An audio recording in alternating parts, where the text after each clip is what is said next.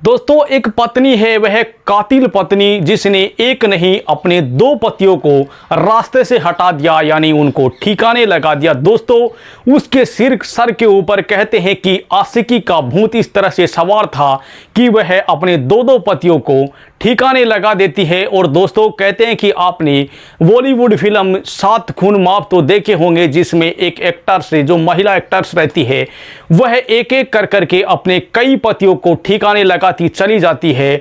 वैसी ही कहानी कहते हैं कि दोस्तों कोलकाता के अंदर भी यह कहानी सनसनीखेज मचा रही है। कहते हैं कि यह कहानी है सनसनी फैला देती है। दोस्तों ऐसी कहानी है जिसे सुन करके हर एक इंसान के रोंगटे खड़े हो जाते हैं, दिल दहल जाता है। दोस्तों पैरों के नीचे से जमीन खिसक जाती है। ऐसी ही कहानी सामने आती है कोलकाता से, यानी पश्चिम बंगाल का जो कोलकाता शहर है वहां से एक सनसनीखेज मामला सामने आता है, जहां पर एक पत्नी अपने दो पतियों को ठिकाने लगा देती है। दरअसल दोस्तों ये कहानी बड़ी खौफनाक रहने वाली है, तो वीडियो में अंत तक बने रहना। चैनल पर नए हो तो चैनल को सब्सक्राइब करना। दोस्तों वीडियो अगर अच्छी लगे तो वीडियो को लाइक करना। दरअसल दोस्तों ये जो कहानी है ये पश्चिम बंगाल के कोलकाता की है, और कोलकाता के अंदर कहते हैं कि दोस्तों एक पत्नी है, वह रहती है, और पत्नी है उसकी शादी भी पहले हो चुकी थी, और वह अपने पहले वाली पति को भी मार देती है और उसके बाद दूसरी शादी कर लेती है और दूसरे वाले पति के साथ में वह रहती है। लेकिन कहते हैं कि दोस्तों अच्छे से उसका पति है, उसका नाम है वह भोला हलदार रहता है, और भोला हलदार है वह एयरपोर्ट पर अस्थायी नौकरी करता है और वह वहां पर अच्छे से खुश रहती है। दोस्तों दोनों आपस के अंदर खुश रहते हैं, लेकिन कहते हैं कि दोस्तों भोला हलदार की इस तरह से निर्मम हत्या कर दी जाती है, जिसे सुनकर के हर एक इंसान का दिल दहल जाता है। दोस्तों कहते हैं कि भोला हलदार घर आता है, और घर आने के बाद में उसकी जो पत्नी उपासना है वह उसे दरांती से गला रेंत करके उसकी हत्या कर देती है, और हत्या करने के बाद में उसका जो खून से लथपथ जो शरीर है, उसके जो शव है उसको बाथरूम में डाल देती है, और उसके बाद में कुछ कागजात है उनको जलाती है। तो जलाने से पड़ोसियों को कुछ दुर्गंध आती है, और आने के बाद पड़ोसी वहां पहुंचते हैं। तो कहते हैं कि दोस्तों पड़ोसियों को जब पूछा जाता है कि भोला कहाँ है, तो वह कहती है कि भोला घर पर नहीं है, और ऐसा करती है, और ऐसा कर करके वह कागजों को जला करके, और कहते हैं कि दोस्तों आनन फानन में वह वहां से भाग जाती है। लेकिन पड़ोसी है वह घर की छानबीन करते हैं, तो कहते हैं कि दोस्तों बाथरूम के अंदर भोला हलदार का खून से लथपथ शरीर मिलता है, और उसके बाद वहां से हॉस्पिटल ले जाया जाता है। लेकिन हॉस्पिटल ले जाने के बाद में भोला हलदार को मृत घोषित कर दिया जाता है।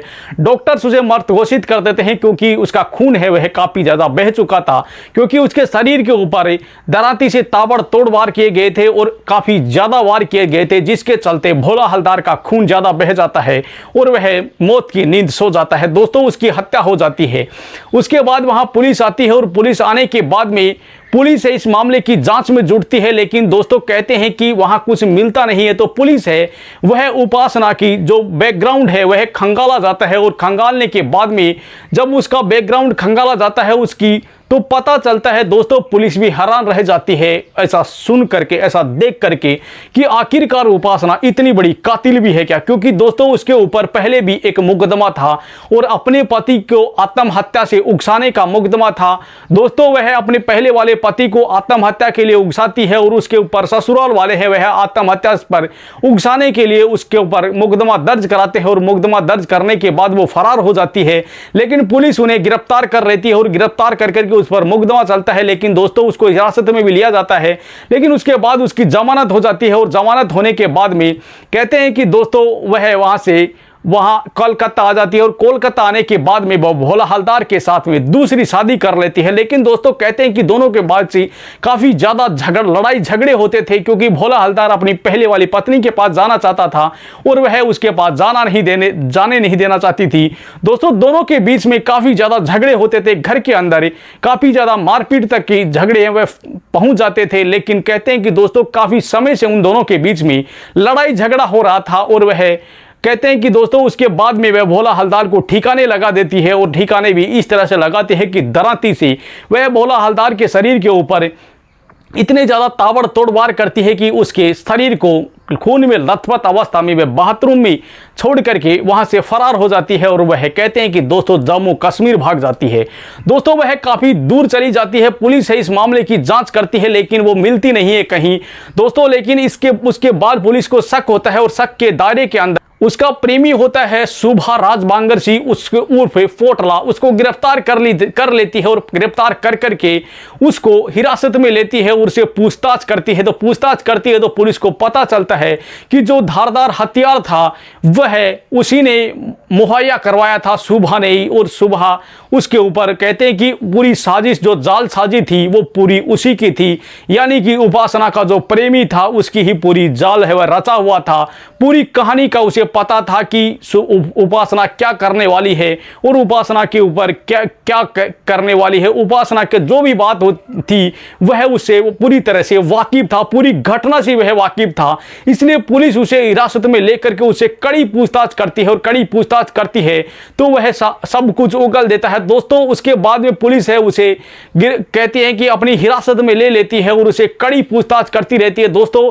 कहते हैं कि दोस्तों उपासना तो वहां से फरार थी, लेकिन कहते हैं कि दोस्तों उपासना फरार होने के बाद में भी उसके प्रेमी को वहां गिरफ्तार कर लिया जाता है और उसे कड़ी पूछताछ की जा रही है दोस्तों। जैसे ही कहते हैं कि दोस्तों पुलिस इस मामले में फिलहाल जांच में जुटी हुई है और जैसे ही ये मामला पूरा खंगाला जाता है, पूरा मामला सामने आता है तो दोस्तों इस मामले में उपासना को भी कड़ी से कड़ी सजा दी जाएगी, क्योंकि उपासना को भी गिरफ्तार कर लिया जाएगा। पुलिस फिलहाल टीम बना करके उनकी तलाश में जुटी हुई है। जैसे ही उपासना कहां मिलती है तो उसे गिरफ्तार कर लिया जाएगा और गिरफ्तार कर करके पुलिस है वह हत्या और अन्य धाराओं के तहत उसके ऊपर मुकदमा दर्ज कर करके उनको जेल की सलाखों के पीछे डाल देगी। लेकिन फिलहाल दोस्तों इस मामले में जांच चल रही है।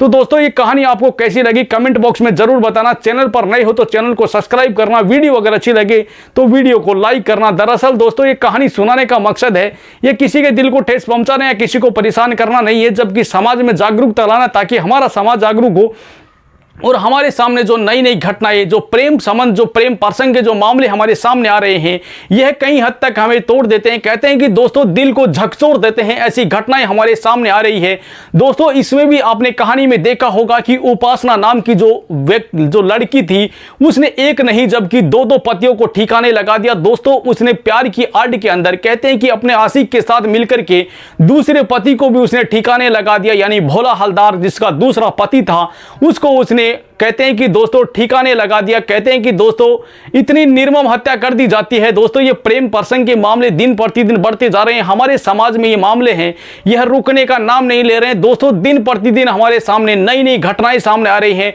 तो दोस्तों इन मामलों से कई हद तक हमें बचना है। तो हमारे आसपास में अगर किसी कोई घटना घटित हो रही है तो उनके खिलाफ आवाज उठाए और मिलकर के उन लोगों का साथ दे ताकि ये मामले कई हद तक रुक सके। लेकिन दोस्तों कहते हैं कि दिन प्रतिदिन ये मामले हैं बढ़ते जा रहे हैं। तो दोस्तों इन मामलों से कई हद तक हमें बचना है, तो हमें सचेत और सजग रहना होगा, तब जाकर के ये मामले कई हद तक रुक सकते हैं।